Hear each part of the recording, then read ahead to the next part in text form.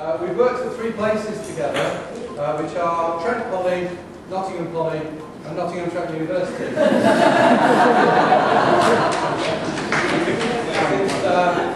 And I remember very vividly the first time that I ever saw Phil was when I was a newly arrived undergraduate student. It's one of those places. Phil and I were both students at the institution that we now work for. It seems to happen to an awful lot of us.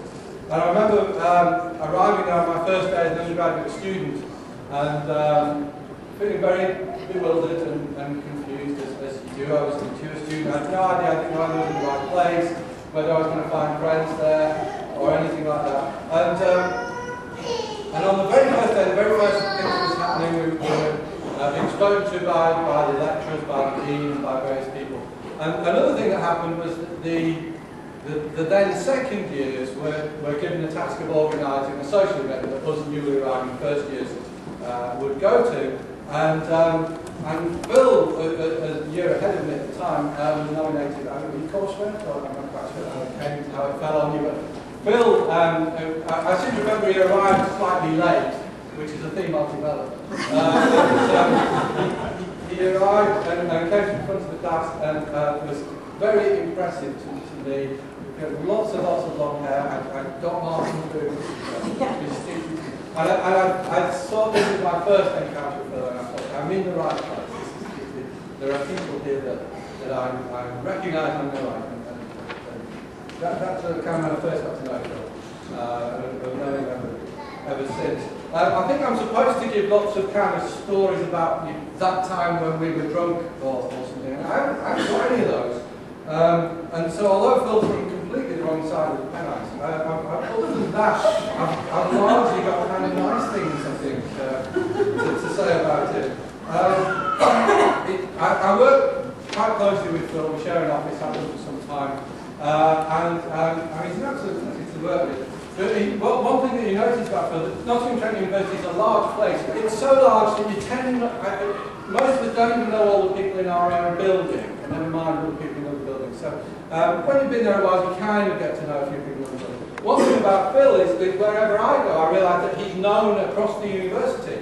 Almost everywhere that you go, there are people who know Phil, not just kind of heard his name, but they've been to one of his talks. They're using some technique, some innovation that Phil pioneered. He's very kind of prominent in the university like that. And I did have, at one point, what I thought was a great pleasure of turning up to some meeting or function, and the people at the meeting, for whatever reason, it must have not actually seen, thought I was Phil. And I kind of quite enjoyed that, because yes, and it kind of, with Phil's kind of reputation for innovative teaching techniques and invention and creativity and hard work, all that, coupled together with my ability to get to places on time, would be a kind of thing for somebody to have. So I kind of enjoyed that. So I was very tempted not to let people know that I wasn't Phil. It's so nice to kind of be able to bask in that glory for a little while. Phil's reputation for lateness is somewhat epic, as you may gather. So I want to tell you about what this has happened kind of several times to go for a meal, and there'll be an arrangement before the meal that we meet for a drink somewhere. So this will be all pre-arranged kind of week before. And on the day, Phil will say, well, I'm probably not going to make the drink, so just I'll see you at the event at the restaurant. Okay. So the rest of us have a drink and arrive at the place, and we go to the, and Phil's not there, so we kind of have to say to the waiting staff, well, there's an extra place because there's somebody else coming, so he's on his way. And then one of us will get a text from Phil that says, well, yeah, I'm a bit delayed, have you started without me? So we do that, and then a little later we get text from him. So, order your main meals, because I will get there, I'm kind of on my way. And then eventually, probably around about kind of pudding time, Phil will turn up. and then he's always sparking. Phil has a fantastic gift for innuendo, which you've never encountered. Some of the young people won't have innuendo in. So as an example, If I were to arrive at work, I cycle to work, and say, oh, you know, terrific winds today. Now, if you're under 12, just cover your ears up. Because Phil will come back with something like, oh, we should have had those beans for breakfast. That's the kind of innuendo. Only Phil could be so much ruder than that. His ability to take something very, very ordinary and turn it into... and that also is legendary as one of Phil's abilities. But one of the kind of most obvious things about Phil, anybody who knows Phil, is phenomenal kindness. He's a very quiet kindness, not an obtrusive. You don't always kind of notice it. A lot of what he does, it's very kind of subtle, but he looks after people. And one of my favourite things that Phil did for me. Anybody who knows me at all, and the people on my table kind of pick this up within a few minutes. I'm not sure how long passed before the name Rick Wakeman emerged on the table, but prog rock, yes, big fan. I'm a big fan. Phil and I had many conversations about this. And one time, Phil and I got tickets to see Rick Wakeman at one of the Nottingham venues, and because of the way things often turn out, I decided that I would arrange to pick Phil up and we'd go to the venue together.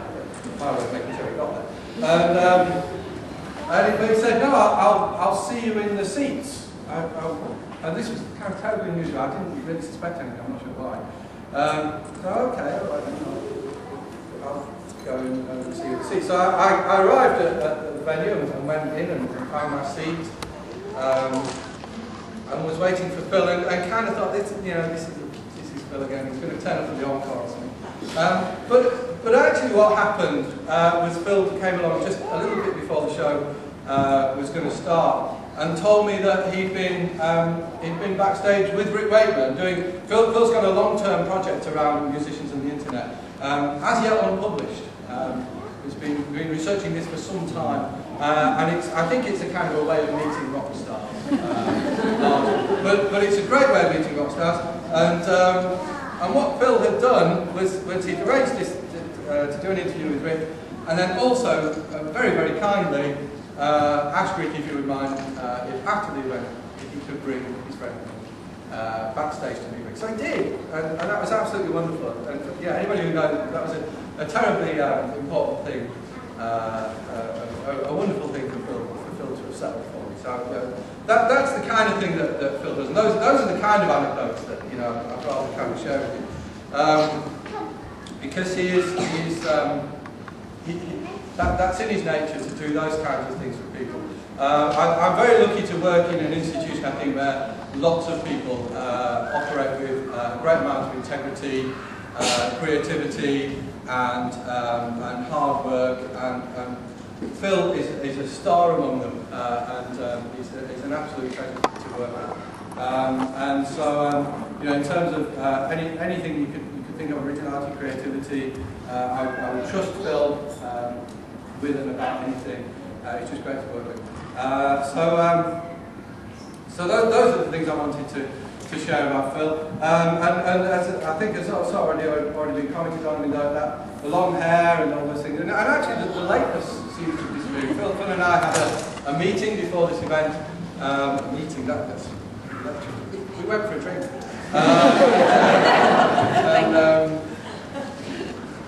And I think possibly for the first time, Phil was on time. We arranged to meet at 8 o'clock, so I took the book. But Phil turned up. And I think this is probably to do with Emma and marriage. So it's a very, very nice thing that's happened. He's retained all his good qualities and he's beginning to turn up. So, yeah, so that's kind of more or less everything I had to say, I think. I'd obviously just like to wish Emma and Phil all the best for their future together. And I'm sure, again, on everybody's behalf here, thank them for and letting us come to this terrific day. So perhaps you can do a little toast. Emma and Phil.